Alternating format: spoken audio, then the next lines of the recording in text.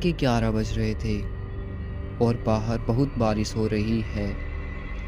एक छोटी सी फ्लैट की अंधेरी रात, जहाँ ज़्यादा आवाज़ भी नहीं होती, सिर्फ घड़ी की आवाज़ और कभी कभी खिड़की से आती हवा की सरसराहट। लेकिन आनिया को नहीं पता था कि उस रात की खामोशी उसके लिए मौत से भी खतरनाक होने वाली है। आनिया अपने बेडरूम में बैठकर अपनी डायरी लिख रही है। अचानक पीछे से लैंप ब्लिंक करता है और उसी वक्त उसके कान में एक आवाज़ आती है। सुना तुमने? उसने डायरी गिराई और पलटकर देखा तो वहाँ कोई नहीं था, पर उसकी आंखों के सामने से एक छाया गुजरी और किसी के चलने की हल्की सी आहट सुनाई दी। आनिया डर गई और अपना अकेलापन दूर करने के लिए अपने दोस्त कबीर से फ़ोन पर बात करने लगी। कबीर अचानक पूछता है, आनिया, तुम्हारे साथ फ्लैट में कौन रहता है?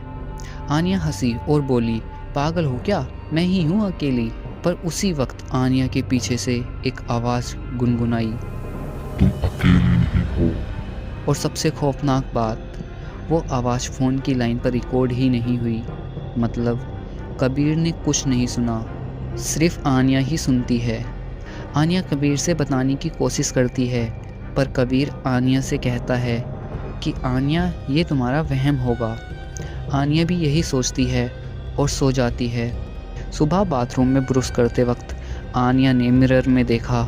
उसका रिफ्लेक्शन 1 सेकंड लेट मूव कर रहा है, जैसे कोई मिरर के पीछे से आनिया की मिमिक कर रहा हो।